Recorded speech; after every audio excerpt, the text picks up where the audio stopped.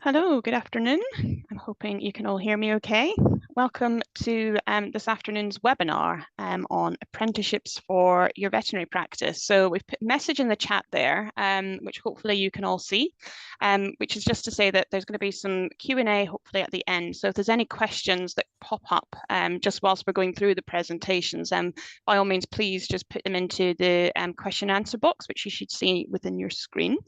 If there's any technical issues, if you can't hear me, you can't see anything, then basically there's a member of our team there. If you just message the host, they'll be able to help you out there as well. So my name is Nina, and I am a veterinary surgeon and head of veterinary studies at the College of Animal Welfare. I'll be presenting to start off and then to finish up. And in the middle, we have Kirsty Jones, who is a manager from our distance learning team, who'll be giving us some information on the veterinary care assistant course as well.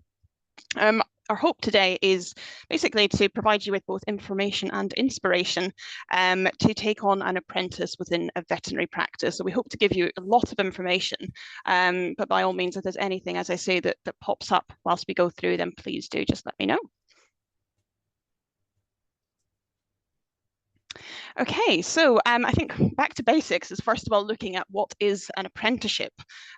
So you may have heard the phrase earn while you learn, and I think this is a big thing that's being pushed quite a lot at the minute. Certainly my daughter is at that point looking at sort of university choices and things like that, and there's a lot that they're hearing about apprenticeships at the minute, and just I suppose the selling point for I suppose the apprentice is the fact that they can actually earn a wage whilst they are undergoing sort of an educational course at the same time.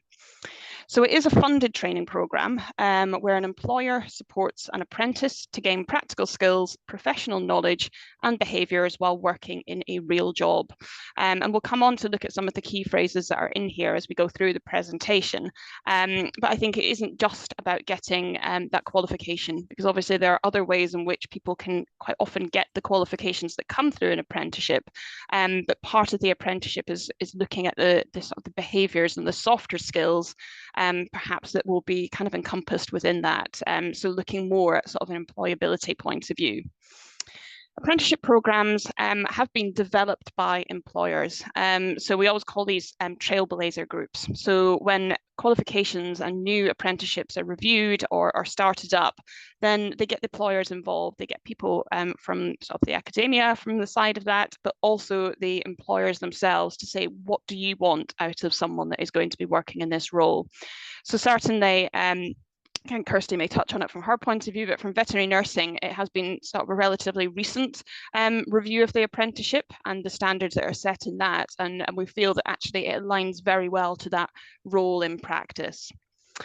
It's nationally recognised, and again, depending on the qualification that you're looking at, it could go beyond nationally as well. If you're looking at the qualifications, for example, the veterinary nursing one, that is one that can be taken overseas and all over. So the apprenticeship standards as such are recognised nationally. So who can be an apprentice? So if you are looking to start off someone perhaps that you employ already in a different role, or you're maybe looking to recruit a new apprentice, then who could be, what does that person look like? Well, they have to be over 16 years of age, and that's the minimum set by obviously the government that look into sort of specifying the requirements of an apprentice. Currently, they have to live and work in England, and they can't already be in full-time education, so they can't do it alongside being at school or doing a university course. So this needs to be their full-time education as such. There is no upper age limit, and I think this is a big thing just to highlight here as well. And one question that we get asked quite often by potential students when they're coming to look around the college or for our open evenings is, what does a typical classroom look like? Now, by all means, we don't often have 16-year-olds in our classroom. That earliest we'd normally have is probably about 17, 18. However, we've taught people up until their 60s. And when we go through a little bit about, I suppose, the eligibility and the different skills that people are learning, quite often, I'd say the average age range from the veterinary nursing point of view is probably the 20s and 30s, but there is no upper age limit. So we often think about an apprentice or, someone doing an apprenticeship is, someone that's straight out of school. So they might be sort of the late teens, but by all means, that is not what's needed. So when you are looking to recruit someone, you don't necessarily need to be, taking someone on that is very young. If you're looking for a good fit for your practice, there is no upper age limit for it. They need to be sort of new to the workplace as such, and it could be that it is a career change, or it might be that it's a new role with the existing employer. So again, we will talk about this, but it may be that for the veterinary nursing, it's someone that has undergone the veterinary care assistant role in practice, and they might be moving on and becoming an apprentice with the veterinary nursing. So it's a different role that they've taken on, but in that same sort of employer. Career change we see quite often. As I say, that there might be people that have come from different walks of life. It may be that it's been animal related. They might have done, I don't know, like dog grooming before, or worked in an animal sanctuary, or it might be completely different. We have people that have done absolutely lots and lots of different things. I can't even go into the diverse sort of skill set that we've had. People from the police, people from the NHS, from all over, who are having this sort of career change. And as I say, that if it is new skills that they are building within this role, then that's absolutely fine to be put into the apprenticeship. One thing that I touched on there, and this is something that will come up slide after slide, is that when we are looking for someone to be an apprentice, there needs to be significant new learning. So it wouldn't be that it is somebody that has been doing that specific role for a long time. Now, I think that what we're looking at with the sort of the VCA, VCS, and the veterinary nursing is that it's unlikely that someone is going to have been able to do the veterinary nursing role. So the skill set that they're going to be taking on, even moving from sort of veterinary care to veterinary nursing, is going to be significant new learning, because you're building up to a higher level, and it's different applications and different skill sets that you're going to need. And we will talk about this a little later as well, but we do kind of map across as to what learning has been undertaken. So it may be that, for example, someone has started the degree course in veterinary nursing. They might have done 2.5 years of that.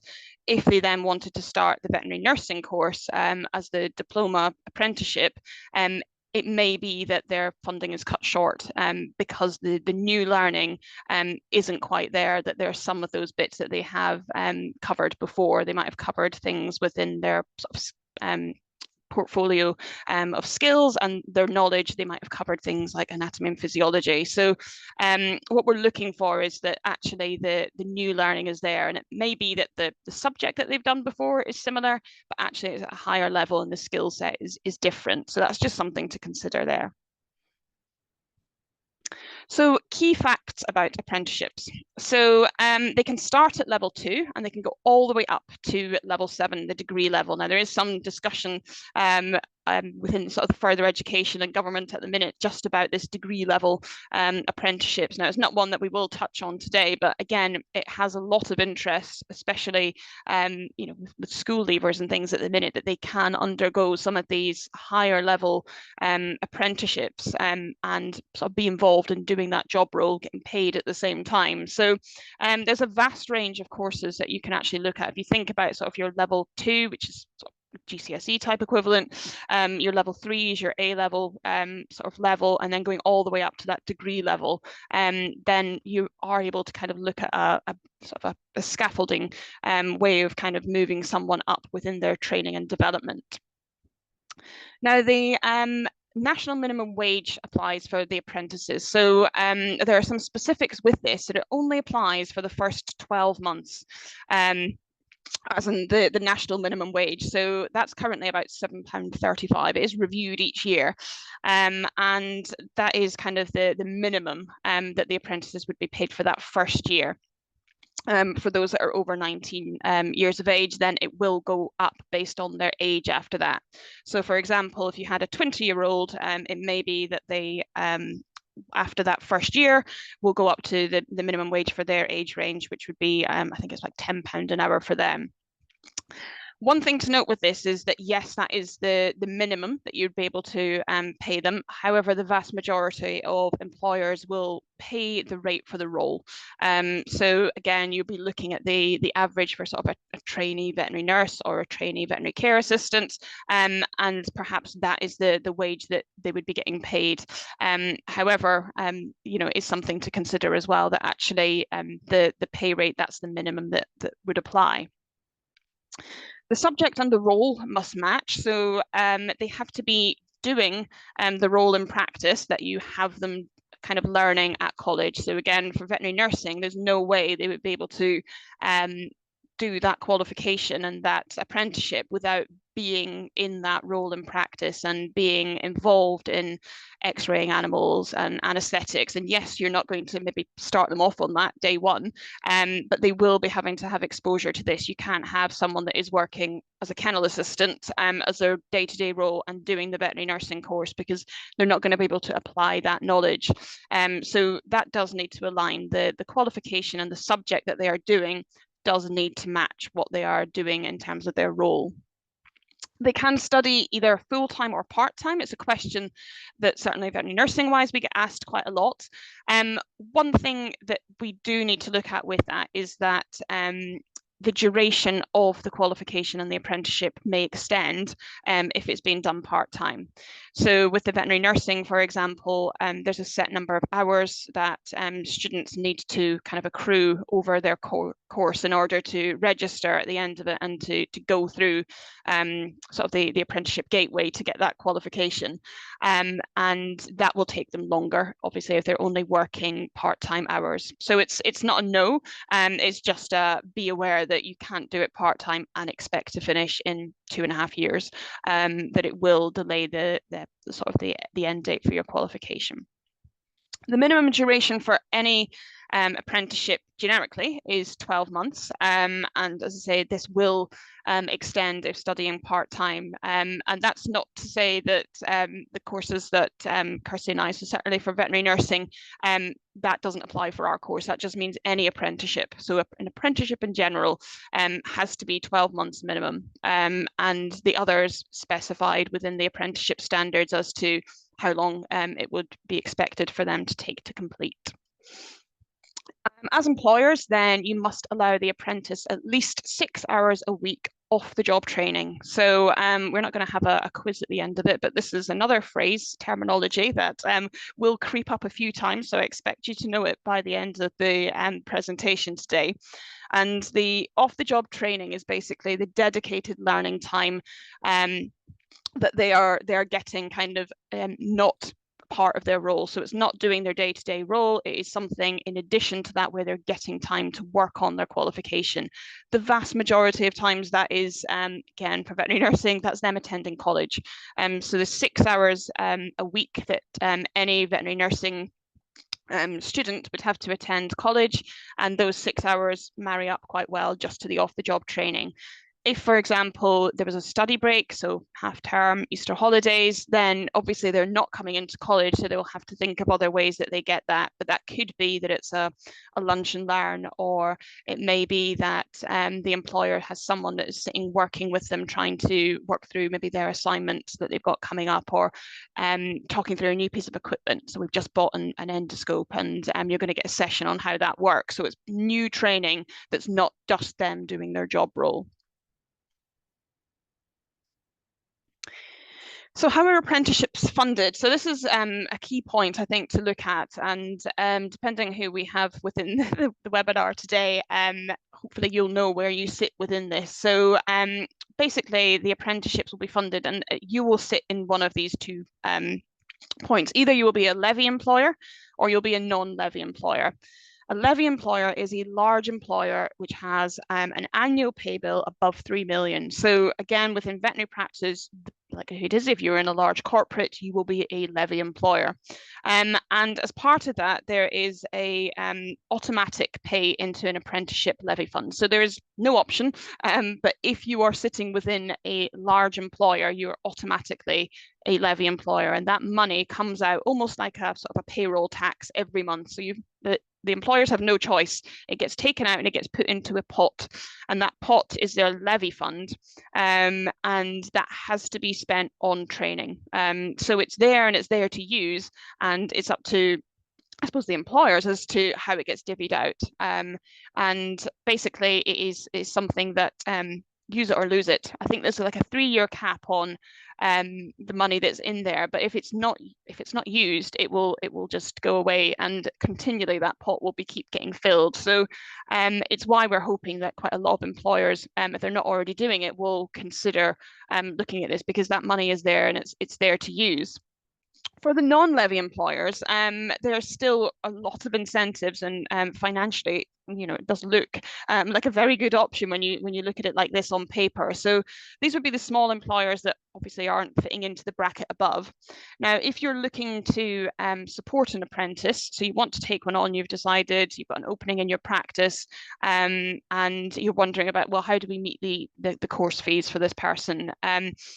95% of the course fees are met by the government. So that's a huge, I suppose, incentive to maybe consider looking at this. The employers themselves will only pay 5%. So that's your employer contribution. So taking someone on to do the apprenticeship, as opposed to just taking them on to do the straight qualification, where there is no sort of funding available for that one from the employer, you would just pay the full course fees.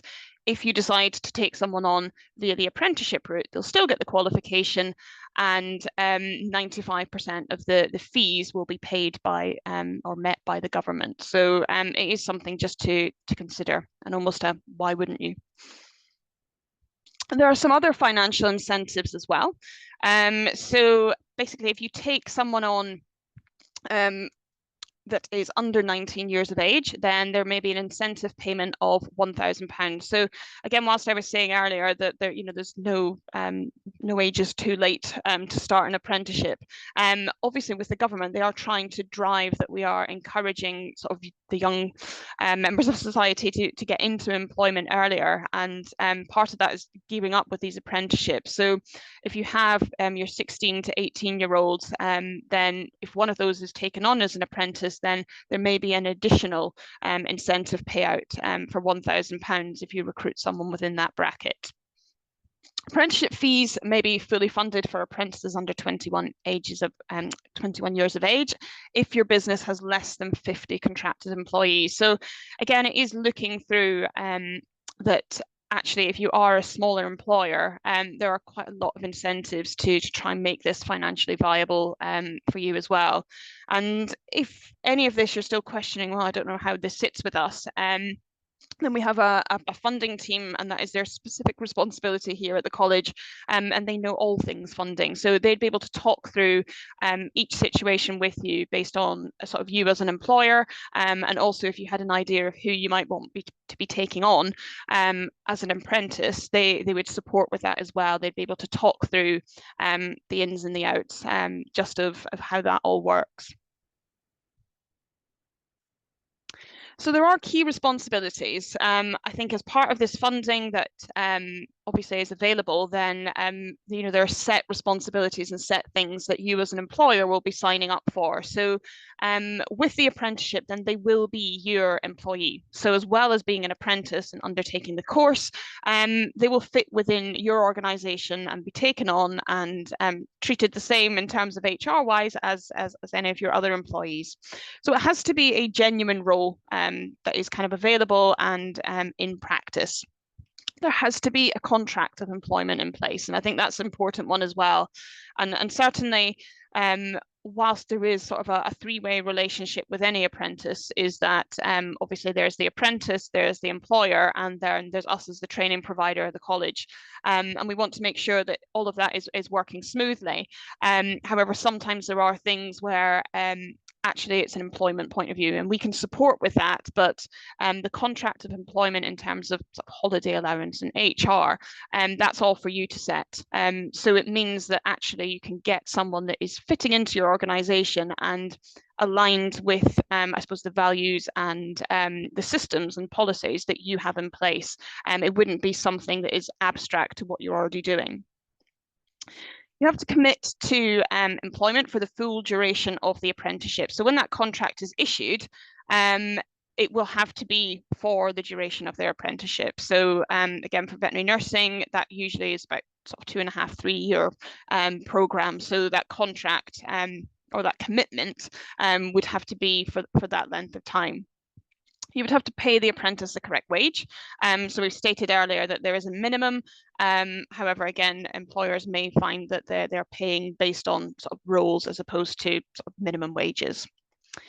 There will be a signed training agreement and training plan.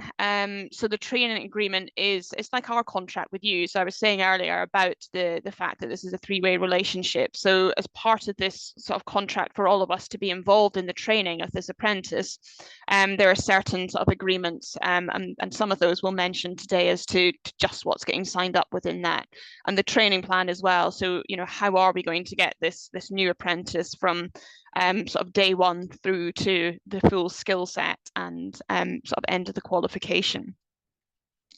You do need to provide paid off-the-job training. So I mentioned earlier, this was a key word you're going to have to learn. So the off-the-job training is those 6 hours that we mentioned where they're not at work, but they are actively undertaking training to do with the qualification and the apprenticeship. So when your student, again for veterinary nursing, comes into college, that day is paid. You can't say, oh, actually you're not working today, so that's not part of your contracted hours. So if they're coming in for exams, if they are coming in for any additional sort of practice sessions, if they're coming in for that college day, that's part of the contract and that is paid time. As the employer, you also have to take part in progress reviews. Progress reviews, we like to mix that up and call them all sorts of things. So it's a tutorial, a learner review. Basically, it's a time where, as an employer, you come together with us as the college and the apprentice, and we look at the progress that's been made. We look at the exams, the assessments, the sort of portfolio, everywhere, where you are at in your program. Are there any issues that are cropping up? Is there any more support that needs to take place? How are you getting on with your off-the-job training? And we, as part of our training agreement as well, have to make sure that those are completed. And also we need your input into those. So it's part of the apprenticeship standards that actually the employers take part in those progress reviews. So that's part of the responsibilities as well. So it's every 12 weeks.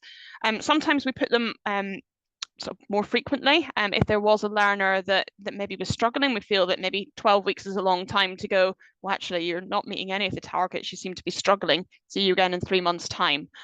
We'd likely go, should we have a check-in maybe in 4 weeks and see how things are going. So the progress reviews are an important part of the agreement and the responsibilities. We have to confirm off-the-job hours have been completed. So we crack the whip quite a bit with our students to get them to be submitting their off-the-job training hours. So you can imagine that if it's a 2.5, 3-year program, the students are going to need to evidence that they have done every week for the time they've been on that course 6 hours. Again, some students do it, but when you leave it to the end of a 3-year program and then have to backdate all of those 6 hours every week for the time you've been on, that's a long time. It's a lot of admin. So we do try and encourage the students to be proactive with that and to be getting these signed off monthly. So we say, please upload every month the hours that you have done. And those need to be signed off by the employer as well. So it doesn't necessarily need to be the practice principal. It could be someone else, like their supervisor or their mentor in practice that's signing those off. But it's just another responsibility that we just ask for the employer to kind of sign up to. The apprentice has some responsibilities too. So again, it's going back to the fact that it's a three-way relationship in all of this. So they too sign into this training agreement and the training plan. And occasionally we need to give them reminders that that is what they have signed up for. So they need to be engaging actively in the learning. They need to be working on the assessments and the dates that have been set for that, and anything else that has maybe been tied into their apprenticeship too. They need to take part in off-the-job training as agreed, i.e. turning up to their training, undertaking their online learning that's needed, and they need to be logging this and have it authenticated by the employer. So yes, there are some of the responsibilities that you're signing off on their hours, but actually it's the apprentice's responsibility to take ownership of those and bring them to you as an employer to say, oh, these are the hours that I've done, please can you sign them off. The apprentices also need to turn up for these reviews. It does help if all three of us are there. And again, that's something that we try and encourage to make sure they understand the value and the importance of those as well. They do have to complete their portfolio work in a timely manner.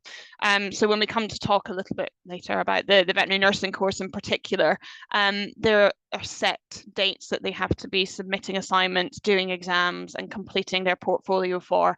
And if those deadlines aren't being met, that is going to delay and potentially risk their apprenticeship if they're not keeping up to date with that. So they do have that as their responsibility as well. So you might be sitting there thinking, great, we've decided we want one of these apprentices. How do we get one? Do we just go out looking? Do we put something on Facebook? How does it work?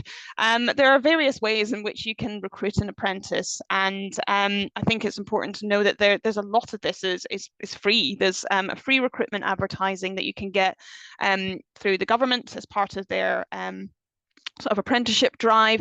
Us as a college support as well. So we have a jobs board and we have quite a lot of input, and obviously quite a lot of people can see those and who are working in the right industry. We do also offer sort of a candidate screening. So just in case you're worried about, putting up an advert and being inundated with hundreds of applicants that you're thinking, gosh, the time to sift through all of those, we can offer support with candidate screening. So you say to us that, yes, obviously I want them to meet the entry requirements, but we need them to have this, this, this, and this, and we'd ideally like them to have this, this, this, and this. So give us your person specification, and we'll be able to maybe get those hundreds down to like 20. You then sift them down further, and then we can support you with, again, how to support with the interview stage as well. We can offer funding guidance too. So it might be that actually you're thinking, you know what, we did actually have someone that has been working for us, volunteering for us for quite a while, and they'd make a great apprentice, but I don't know, they've already done a degree before, or they're an overseas student, or their qualification is from South Africa. How does this work? Then just call us and talk through your situation and that guidance on how that funding would be applied, and making sure that that it would work for the apprenticeship is something that we can certainly offer within that as well. Terminology recap. Should have done it as a quiz to make sure you were paying attention. But I think one of the things that we've said in there, and I think the importance will keep coming up within the rest of the webinar as well, is that there needs to be significant new learning. So it isn't someone that is doing a job role and knows everything about it already that you're going to put through this course, because if the government are putting in money into this this apprenticeship, they want to see that it has had benefit, that actually you've moved someone from knowing, I don't know, maybe 15% of this job role to obviously knowing 100%. So the skills gap analysis is something that on any of our courses, when we're looking to recruit an apprentice onto it, that we talk through with the employer and with the new apprentice, and we look at obviously the gap in skills. So we ask them lots of questions and we talk through the role that they're doing at the minute, the qualifications that they've had, and if I'm talking to someone that again has maybe been a kennel assistant, for example, and I say, well, what do you know about the RCVS code of conduct? What do you know about nursing clinics? What do you know about nursing care bundles? Have you done any sort of support with anaesthetics? Obviously, they've been working in a veterinary practice for a long time, but the skills gap from moving them from that position into a brand new role is massive, and that's good. We want them to start on a very low level of skills and knowledge and behaviours in the role that they're moving on to.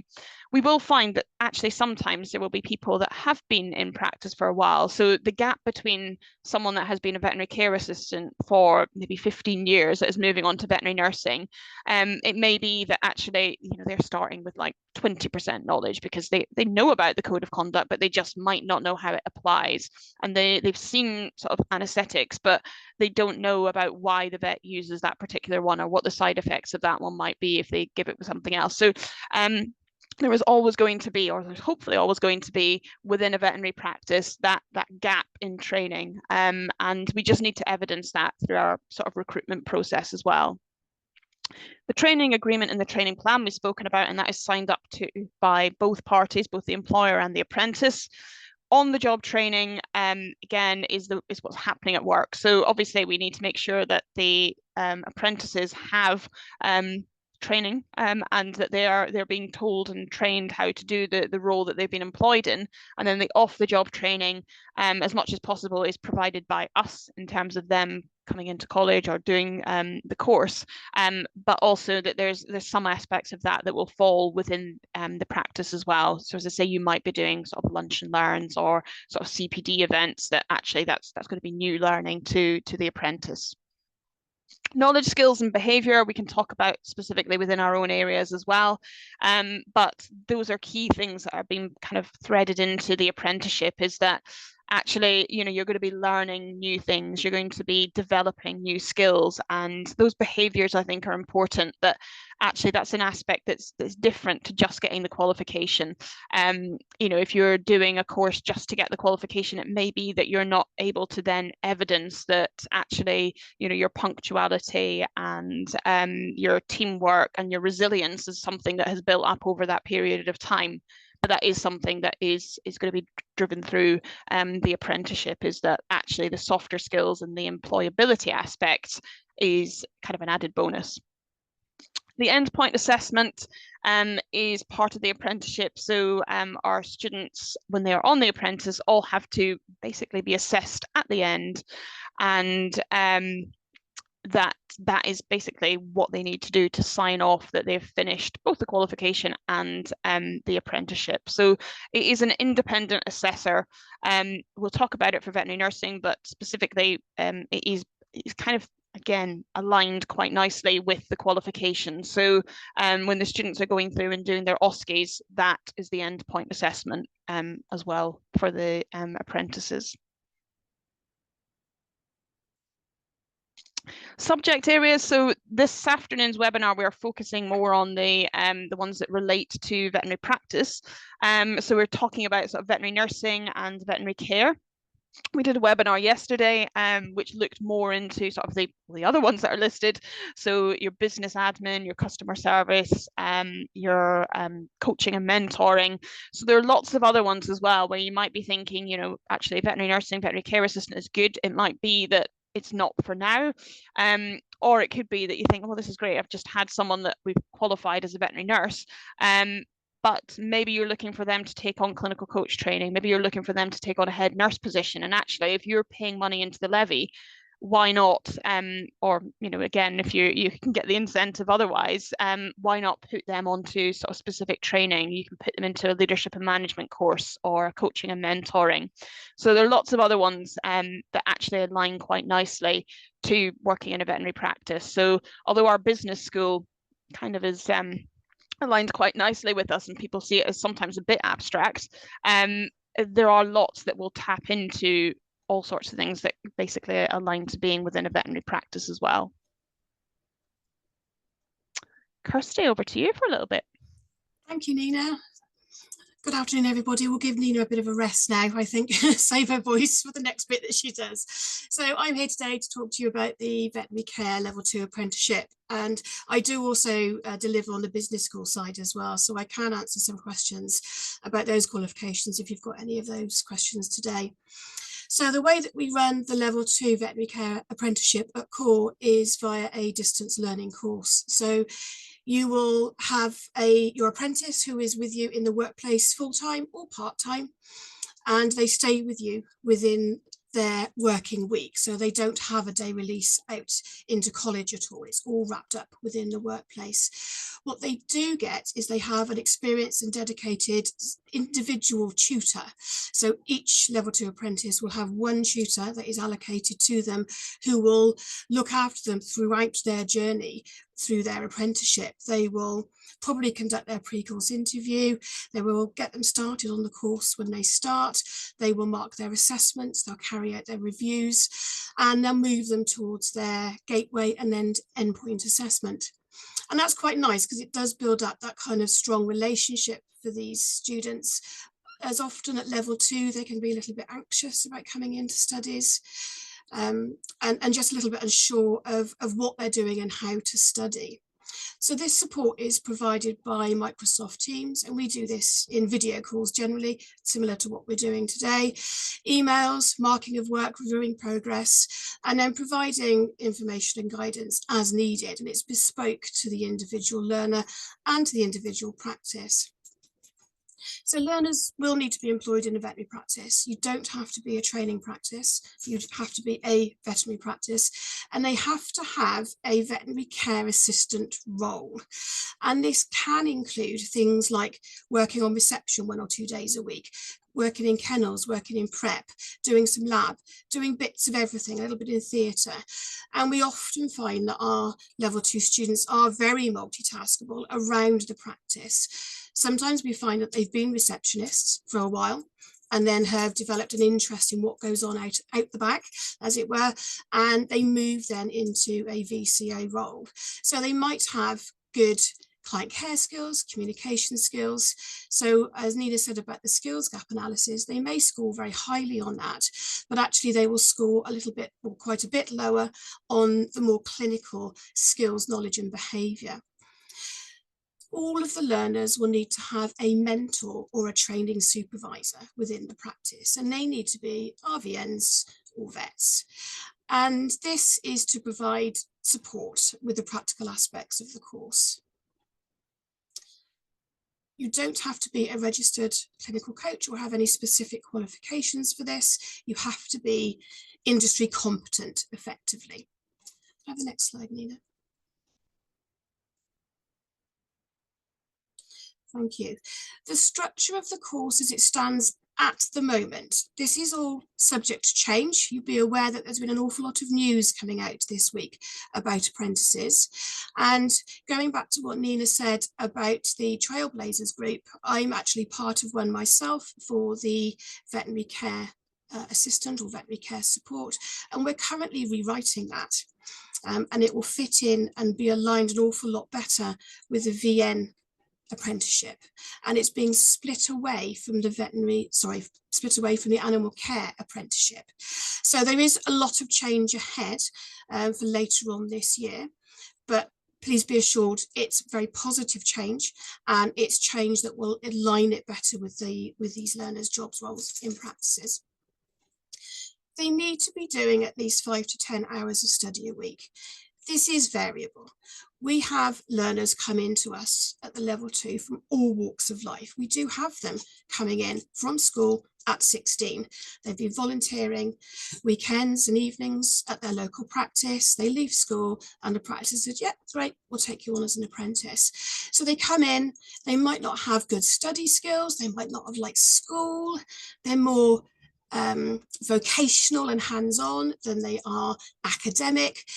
And it's all very, very new. That transition from school into the adult world is quite dramatic and quite large.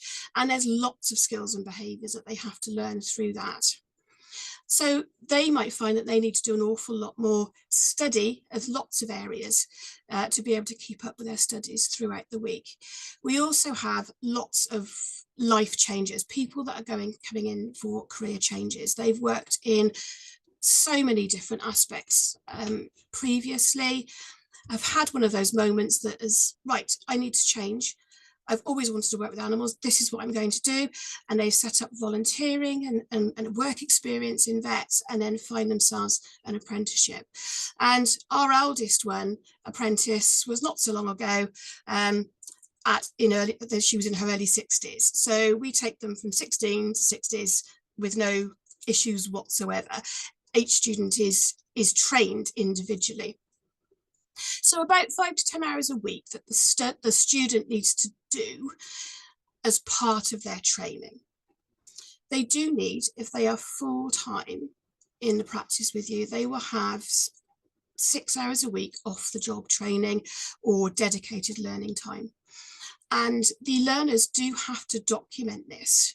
We are currently using a portfolio system where the learners will document this against the knowledge, skills and behaviours that's required of them.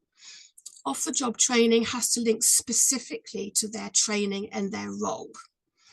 They can't state that they went off on a little jolly to go and learn about how I'm trying to think how beer is made or something random like that, if it doesn't relate to their role. It has to be very specific to what they do, and it has to be new learning. So if they were to say in their off-the-job logs, today I learnt how to clip a bitch for a bitch spay, that's new learning. But we wouldn't want to see that too many times in their off-the-job diary, because they've been taught a few times. After that, they need to practice it. And so the dedicated learning time or off the job is job related in their working week, and it needs to be related to their specific job role. We keep an eye on that on a very regular basis. If they were to fall a month behind with their logging, if they're off the job, that really does spark a little bit of a red flag to us, and we will step in swiftly to make sure that everything is okay. Now, again, there's been a little change this week. Depending on the age of your learner, they may or may not have to do level 2 functional skills in English and maths.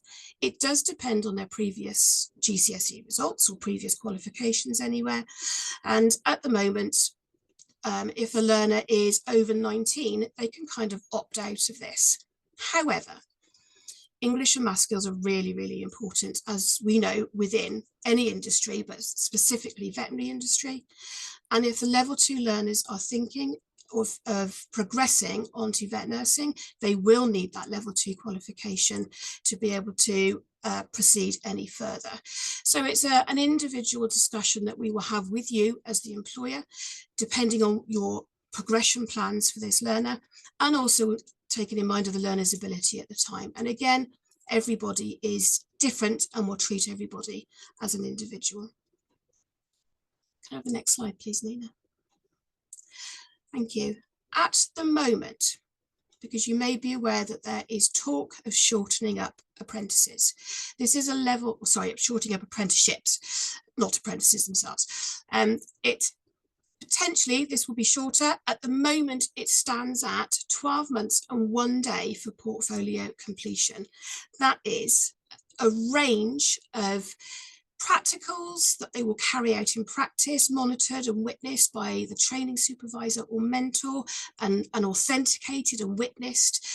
It will be written work, it'll be some tests, some professional discussions, whole mix of things that the students can evidence their knowledge, their skills and their behaviours and understanding into their portfolio. So it's 12 months and 1 day. We cannot complete their portfolio currently any quicker than that. At 12 to 14 months, they then have what we call gateway. And this is when literally their portfolio part stops, because that's finished. Their off-the-job hours will have been met. If they haven't, they have to sweep those up rather rapidly. And at that point, then we are looking at EPA preparation, and that is endpoint assessment.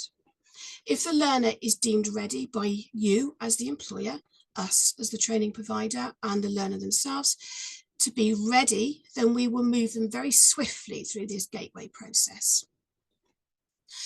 Currently, because the learner has to do their endpoint assessment, and it consists of 2 practical assessments. Currently, it is a cleaning and a feeding task. and a professional discussion. We do mocks of these because, of course, our learners are remote from us. They're scattered all across the UK. So we can't get out to come and see how the learner is performing. So we're relying on you as the employer and as a training supervisor to be able to film the students carrying out these mock practical assessments, send us the videos so we can view and just check in and fine tune everything or anything if we need to. So we can have gateway between 12 and 14 months. If they are competent coming in, we can do EPA mocks at 12 to 13 months, get the paperwork done, and then put them straight through into their endpoint assessment. There is a lead time of approximately 6 weeks for an endpoint assessment at the moment. And these endpoint assessors are independent. They are not related to core in any shape or form, and they come out to you in your practice. So these endpoint assessors travel the length and breadth of the country doing these endpoint assessments individually with the learners.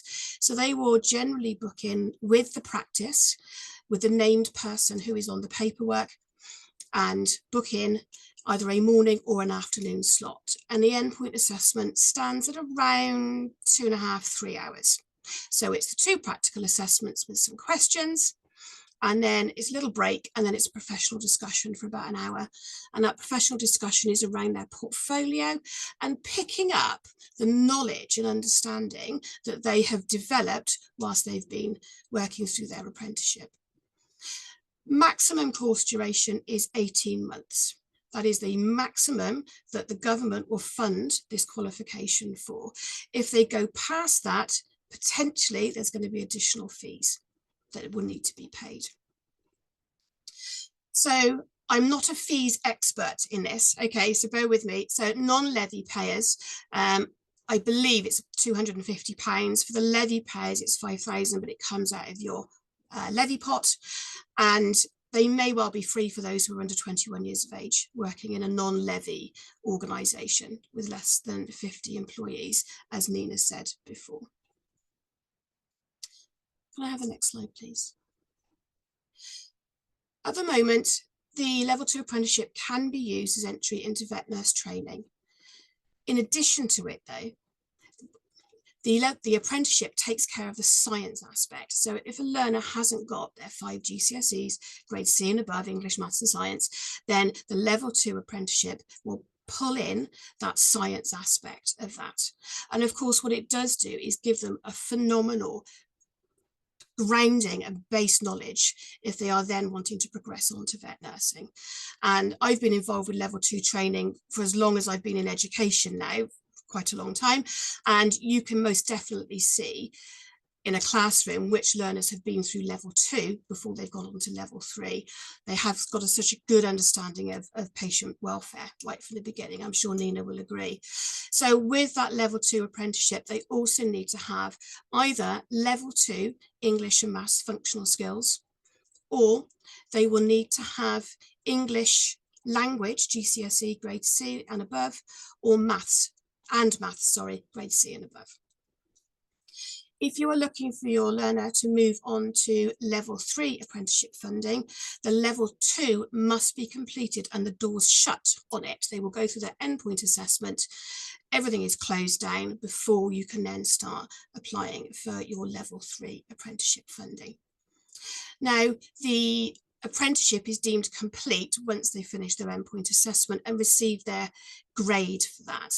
They can achieve the grade for the endpoint assessment and their apprenticeship at fail, pass, or distinction.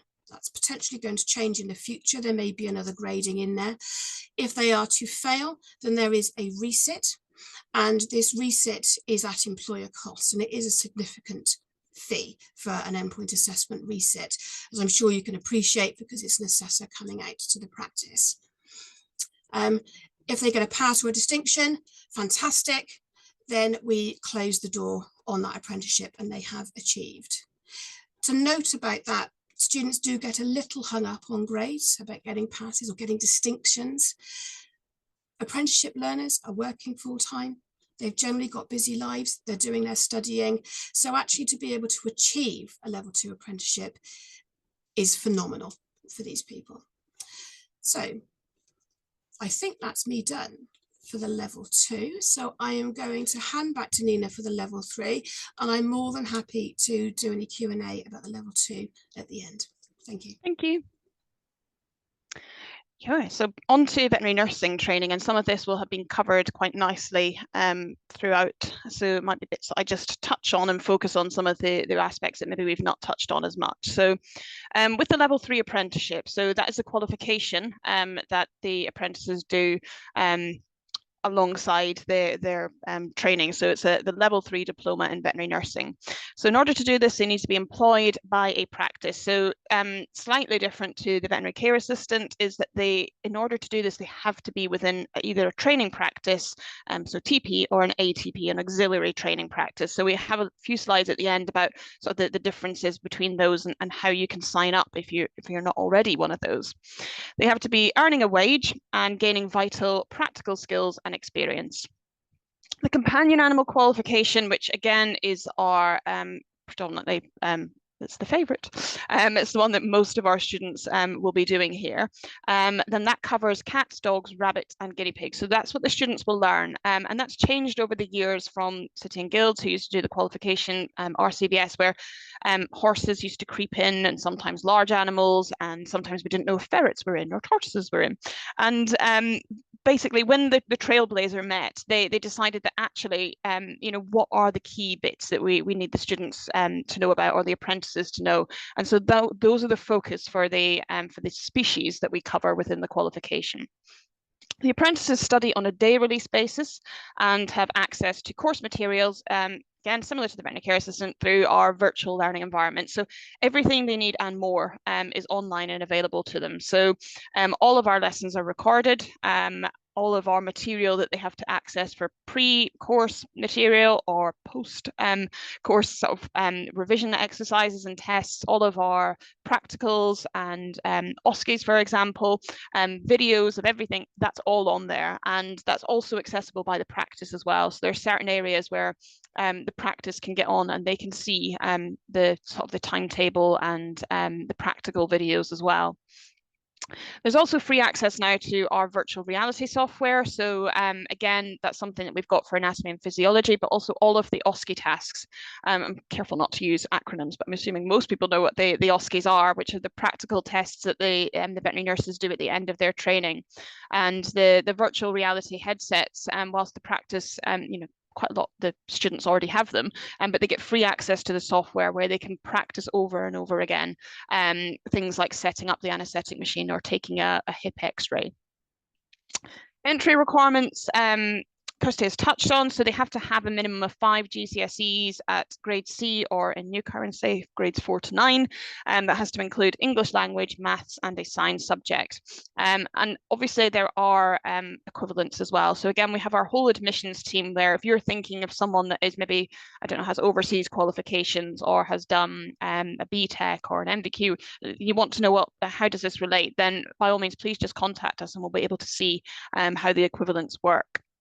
They must be working in a veterinary practice that is approved as a training practice by the RCVS. So the RCVS have set the standards on what is required to be a training practice. And we as a college, or any of the other colleges that basically approve practices, we're able to send people out to your practices to talk through just about how to get accredited for that as well. As mentioned, they have to be 16 years old minimum and working and living in England. The apprenticeship for the veterinary nursing is expected around sort of 30 to 36 months. So the course itself runs for 2 years, as in the teaching that we do. That's all taken care of within a 2-year program, but then we have preparation for the EPA. So that generally is sort of another sort of 6 months just to get through the preparation for the professional discussion and the OSCEs at the end of that as well. Off-the-job training, it's one of the buzz phrases for today, so that all the apprentices must spend this 6 hours being paid for the off-the-job training, and that generally is the time spent at college. Attendance can be, well, it is day release for all of our courses now. So our students are released from their workplace for 1 day a week. And either you are releasing them to come to one of our centres or you're releasing them to attend virtually. So post-COVID, a lot of our students decided that they really liked the online element. And so we were able to continue on with that. So we now have a choice of each intake basically with the students can come online or are able to attend a centre. I always say that our intakes, it feels as if basically we are either, well, we are constantly recruiting and constantly saying goodbye to our students. If students miss one intake, there is one just around the corner. So we have an intake in January, April, July and October. So every 3 months there is a new course starting. And yes, we have predominantly our October one is probably our busiest, but it is quite nice to have that spread because it means that for practices, then they can do it as it aligns with sort of natural progression within practice or when they need someone and they need someone to go on the course. And also just depending on the days that we run this course, you might think that, oh, I don't know, October is a Friday, we can't release anyone on a Friday, but actually if we just wait until January, that's a Tuesday course and we can send them in for that one. Just trying to give you a snapshot of what this looks like. Again, some people think, well, what is live online? Is it just like what we're doing now? Believe me, it's far more interactive than Kirsty. As wonderful a job as Kirsty and I, I'm sure, are doing. The live delivery for an online lesson is far more engaging. There will be lots and lots of sort of polls and interactivity that we can actually engage the learners in and drawing them into the session and putting them into breakout rooms to discuss things and getting them to complete tasks. So that's just a snapshot that you see in front of you there is that obviously they do tend to see sort of some of the slides that are up there, but they see their lecturer that is live there delivering to them. They're able to put into the chat some of the questions that they have. And also, there's a lot more functionality. Just to dip into, because sometimes employers are like, okay, but how do you know that they're there? Believe me, I always say to our students, Big Brother is watching. So we are able to track every single student and their engagement in that session. So they get an engagement score that comes up. So if they turn up and we can see that they're on a mobile device as opposed to a laptop or a desktop, then we think, okay, what's going on here? So we will message them and say, is there a problem with your IT equipment today? If we're doing, which we do lots of polls, lots of questioning, lots of tasks, and we find that they're not doing it, we'll message them, and then we have an absence and student engagement team that basically the tutor will be messaging them to say, actually, Bob hasn't been engaging in the session today. Can you call them just to check that they're okay? If we can't get hold of Bob, then we would start going on to the practice going, has something happened if you called them into the practice? So we need to be certain that when we're signing off that they've done the 6 hours here, that they have actually been here and been engaged.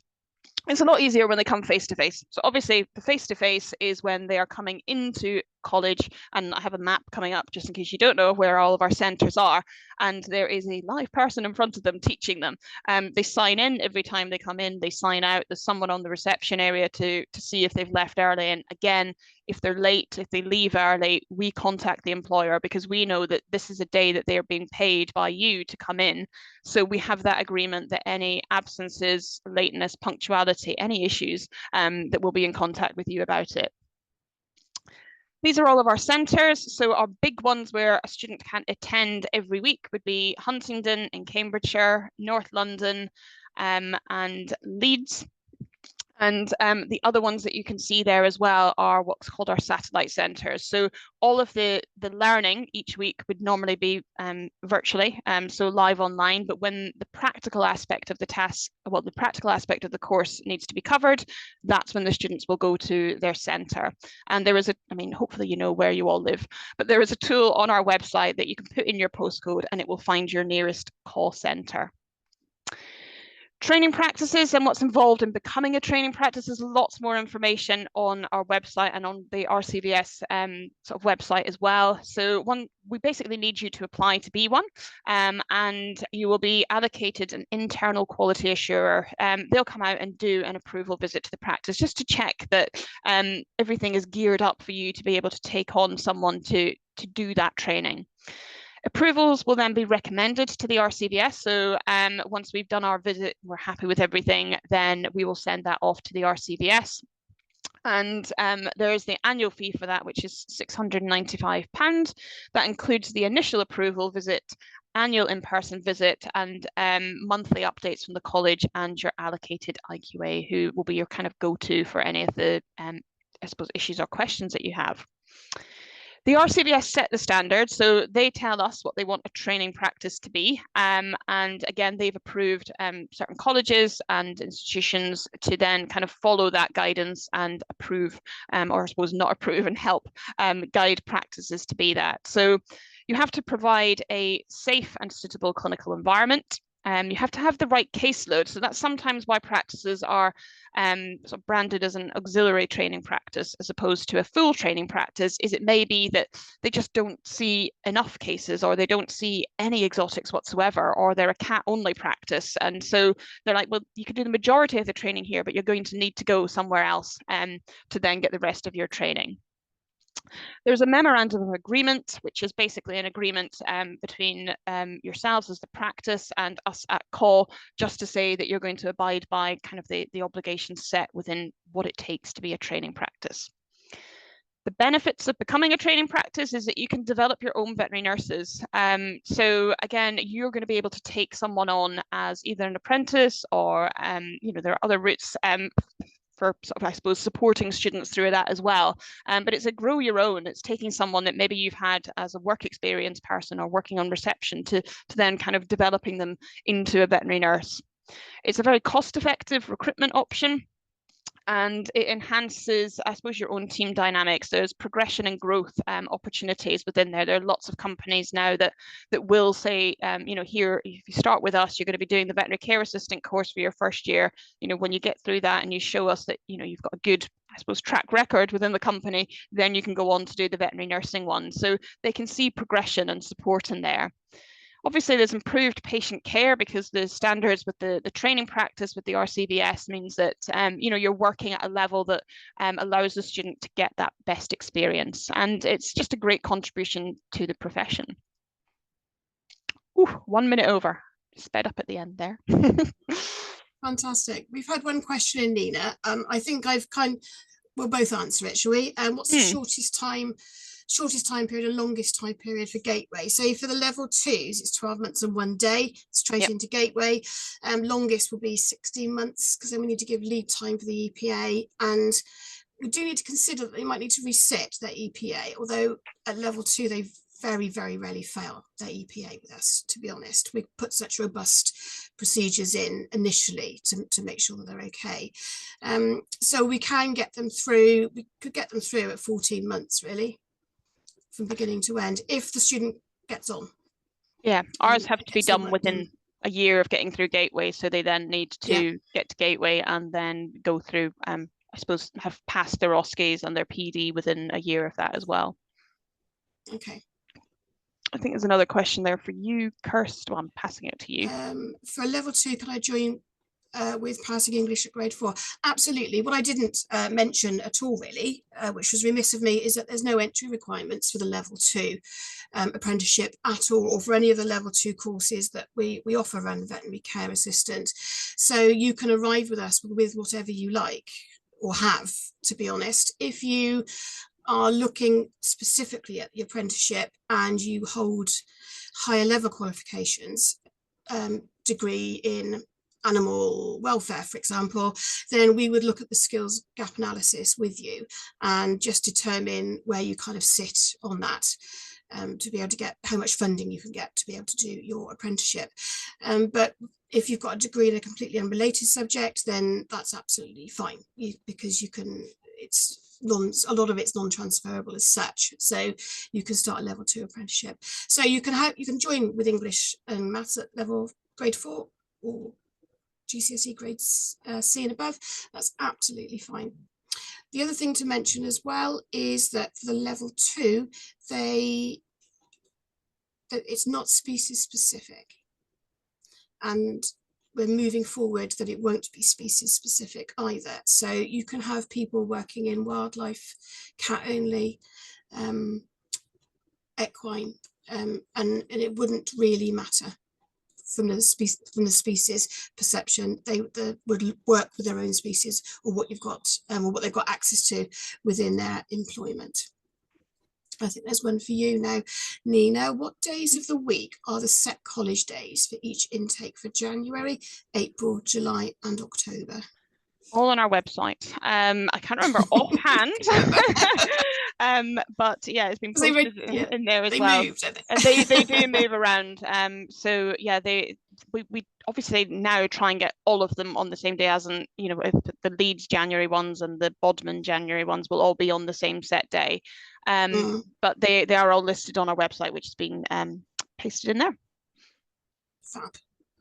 Have we got any other questions?